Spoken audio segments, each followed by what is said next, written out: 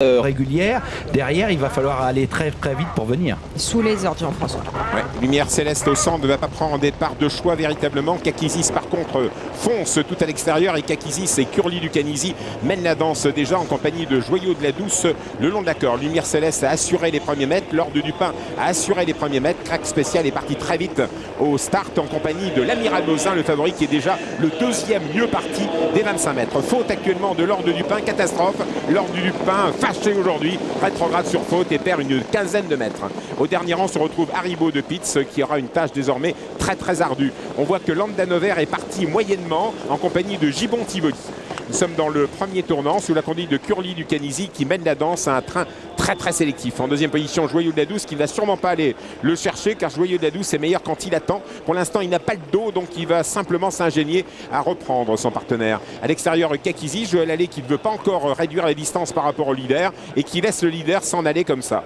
Lumière céleste est venue dans le dos de Kakizis et on voit un gros effort d'Ingan Prince, encore un cheval qui s'est allé de l'avant. Regardez la casaque jaune, toque blanche à l'extérieur qui vient, c'est Jules Lepentier et là il va sûrement vouloir ne pas rester en épaisseur, ce qui fait qu'on va réagir quand on s'appelle Kakizis pour le mettre un peu dans le rouge, cet Indian Prince, pour qu'il ne vienne pas trop facilement en tête. Curly Lucanisi, tête et corde. Joyau de la Douce a maintenant presque son sillage, il va pouvoir se décontracter. Quand on bute sur un adversaire, eh bien on se décontracte et ça donne beaucoup de morale à son partenaire. À l'extérieur, Indian Prince doit continuer son effort. Joël Allais l'a mis un peu en difficulté pendant un petit moment et puis il laisse faire maintenant, mais il a fait un effort, Indian Prince, pour se positionner en deuxième position. La troisième place, bon, pour Kakizis, qui a quelques petits soucis pour virer, on l'a vu à la fin du tournant, c'est son petit problème, il est peut-être un petit peu meilleur, corde à gauche, mais une fois la ligne droite revenue, il va pouvoir à nouveau le cadencer, le relancer, ce Kakizis. Puis à l'extérieur, c'est l'Ordre du Pin, c'est étonnant, il était au grand galop en début de parcours, il a perdu 20 mètres et il revient maintenant aux avant-postes, lui aussi est un cheval qui va de l'avant, et puis suivi comme son nom par le grand favori, c'est l'Amiral Mozin qui ne veut pas rester dans le dos de l'Ordre du Pin, d'ailleurs il ne peut pas se positionner dans le dos de l'Ordre du Pin, il doit accélérer une nouvelle fois. Et là on est allé très vite dans cette portion du parcours, est-ce qu'on va pouvoir aller à un train d'enfer comme ça jusqu'au passage du poteau. Light Up de Venas est à mi-peloton tout à l'extérieur, il n'a pas un parcours du tout heureux, Light Up de Venas actuellement. Le dernier kilomètre est en vue, le Curly Lucanisi tête et corde depuis le départ. À l'extérieur, à son extérieur, l'Ordre du Pin. La troisième place pour l'Amiral Mozin qui a le dos de l'Ordre du Pin, il faut rester là pendant encore un petit moment quand on s'appelle Pierre Lévesque. Puis tout à l'extérieur, une casaque blanche se rapproche, il s'agit de Light Up de Venas qui est un peu stoppé par Landanover, catastrophe.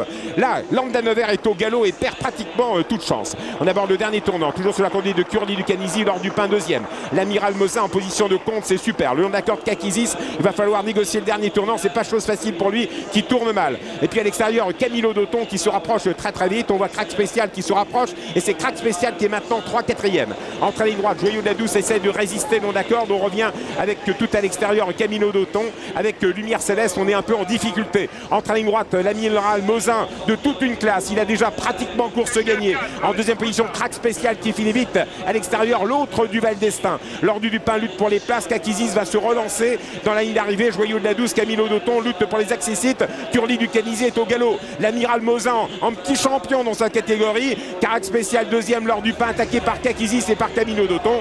L'Amiral Mozin et Pierre Lévesque. L'Amiral Mozin pour le compte de Pierre de Seine-Ville, mais à l'extérieur, Crack Spécial est lancé pleine vitesse et va peut-être se surprendre sur le poteau. Qui a gagné, de Crack Spécial ou de l'Amiral Mozin? J'ai l'impression que l'Amiral Mozin a été fusillé sur le poteau par Crack Spécial. Kakizis est troisième. Camilo Dauton, l'Ordre du Pin lutte pour les 4e et 5e places. Et puis à distance, nous avons des chevaux bien battus comme Lumière Céleste en particulier. On n'a pas Crack Spécial qui a gagné. Eh bien écoutez, on va peut-être mettre une photographie, hein, Jean-François, parce que tout d'un coup, Crack Spécial a passé la surmultipliée à 50 mètres du poteau. C'était quand même coup, parce incroyable. Que je pense que Joss n'y comptait pas à mi-ligne droite et puis d'un seul coup sur le poteau, enfin à 50 mètres du poteau. Sûr, hein, je pense pas que sûr quand même. Non. On va mettre photographie parce que c'est vraiment serré. Oui. Le 9 Kakizis sera 3e, le numéro 13 Camilo Dauton 4e et puis 5e et l'Ordre du Pin donc 4e. On a eu une course d'hommes, hein. On a eu beaucoup de trains. Superbe épreuve. Curly Lucanisi qui est un cheval vraiment expérimenté, surtout sur l'anneau Lavallois. Malheureusement pour lui, il a fait la faute dans le dernier tournoi, il avait un petit peu marre. Mais je crois que Loïc Groussard a amené une course vraiment très rapide. On a vu des chevaux très malheureux, Light Up de Venas, Landanover qui se sont retrouvés loin en dehors. L'Ordre du Pin qui est parti, qui a fait la faute dans la première ligne droite, qui s'est trouvé à 3 au ciné au vent, ce qui lui coûte certainement un meilleur classement. Et puis finalement ceux qui ont été un petit peu les plus sages, c'est-à-dire l'Amiral Mozin, Crack Spécial qui est malgré tout surtout a fait une faute quand même dans la première ligne droite, mais Jos Verbeek l'a gardé en dedans. C'est vrai que c'est très pointu. Est-ce qu'on va avoir un Didit? Jos lève le bras comme s'il pensait avoir gagné, mais je crois que c'est quand même très serré.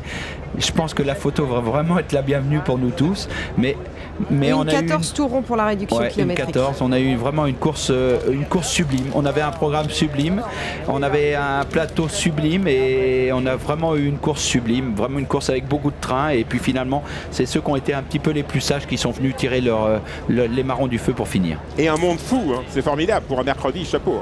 Ah bah oui, mais les Mayennais aiment les courses, Pierre-Joseph. Première épreuve du programme sur 1200 mètres. Gianni et Stéphane.